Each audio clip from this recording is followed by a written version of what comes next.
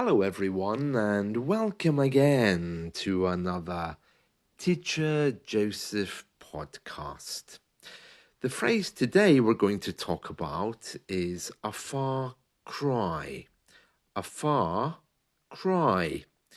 And this phrase isn't as bad as it sounds. It's actually quite straightforward. It's an idiom which is used to describe something that has changed in some way. And we use it to create a comparative. It kind of implies that there's some kind of disparity or contrast between two things. For example, the old broken down house she showed me was a far cry from the beautiful mansion she described. Or if you think about a child at school, his performance was good, but it was a far cry from the level of excellence we were expecting. The reality of the situation was a far cry from what he had imagined. So you can hear there a far cry basically means something which was terribly different from what was being expected. Now, it's very common this in English, a far cry. And in one of our newspapers today, they're talking about Tom Cruise because Tom Cruise was at some kind of dinner, a public event last night with Prince William.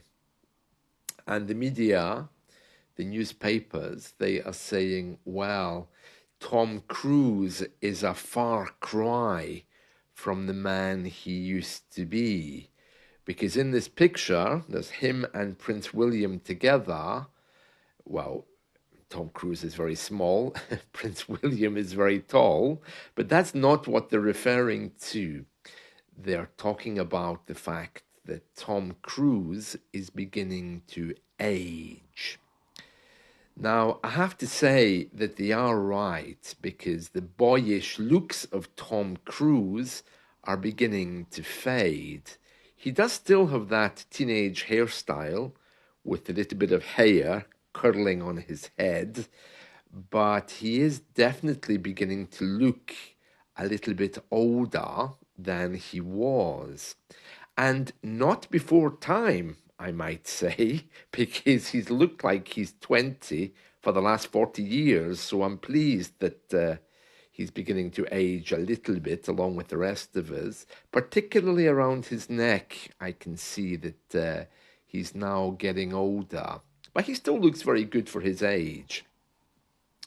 So one of our newspapers, they've created a kind of like montage online about Tom Cruise as he was and Tom Cruise now.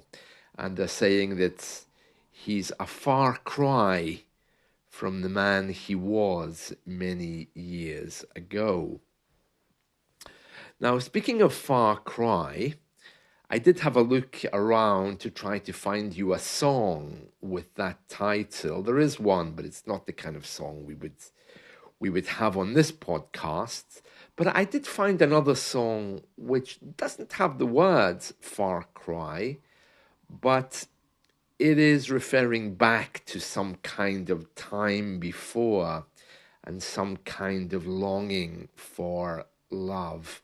The song is called I Should Have Known Better. I should have known better. And of course, should have is the modal verb plus have, and it's expressing regret or criticism about one's action. And the man is basically saying that, well, his life today is a far cry from the past. It's very interesting. It's referring to a real situation in the past and how it's so different from today.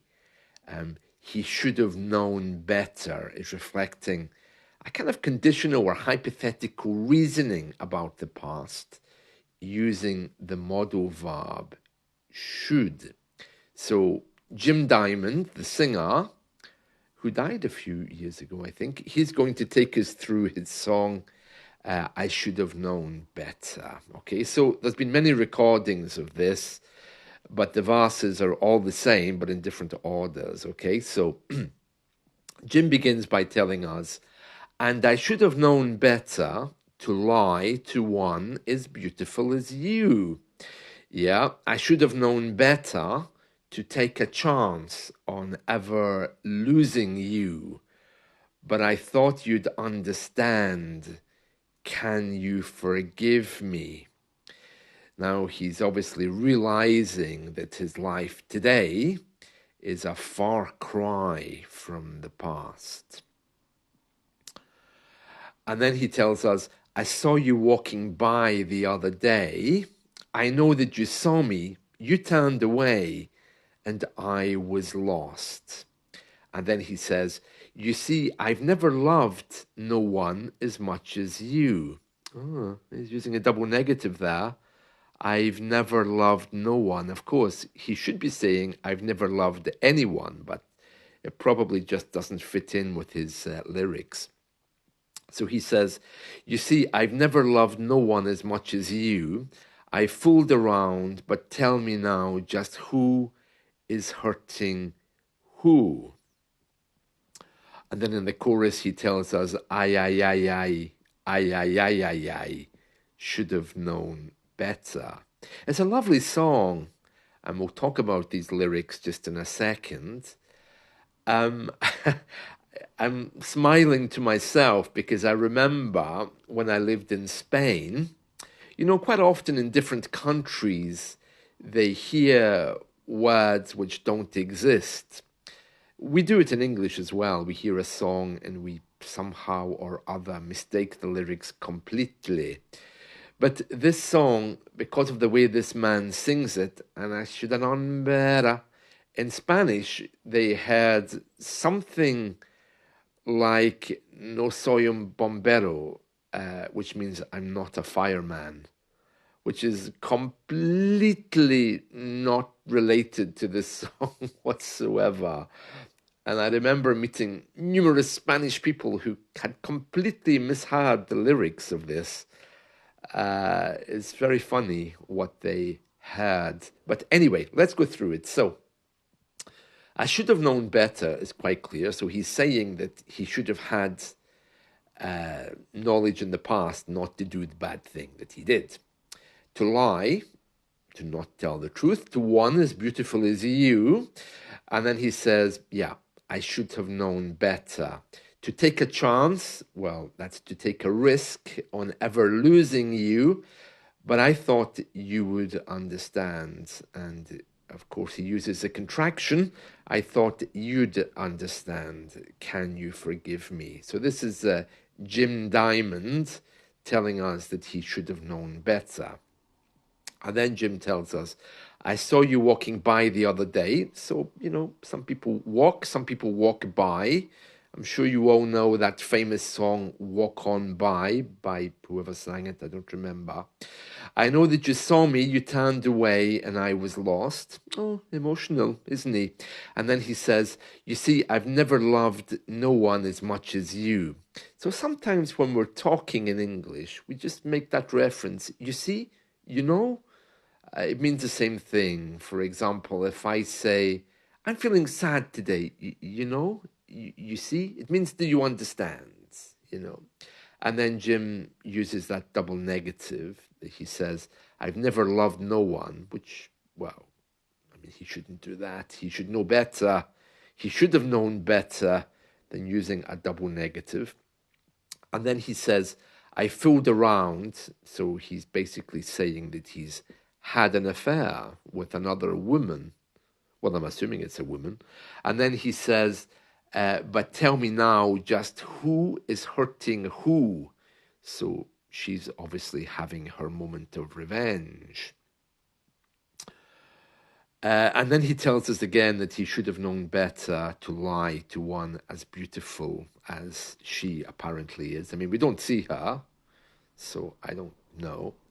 And then later in the song, he says, It's true, I took her love for granted. For granted means um, that I didn't really care much about the love. If you take something for granted, it means you don't respect it. It just becomes another thing that you do, for example, that you get used to. And he says, trying to explain where I went wrong, I just don't know. And then he tells us, I cry, but tears don't seem to help me carry on. Yeah, well, they wouldn't, Jim, would they, if you've been with other women? And then he says, now there is no chance you'll come back home. Oh, so she left, did she? Oh, interesting. And then he says, got too much pride. Oh, well, I don't blame her. I mean, if he's been fooling around with other women, of course she's not going to come back.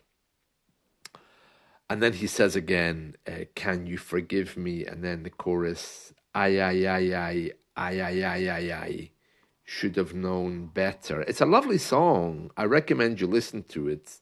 I'm sure you'll know it. I mean, it's from the 80s. It was a very well-known song at the time. And he's using a modal verb to tell her that he should have known better.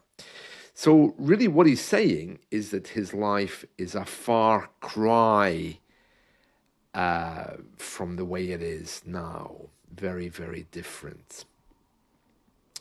And he's using the contraction should have rather than saying in full should have.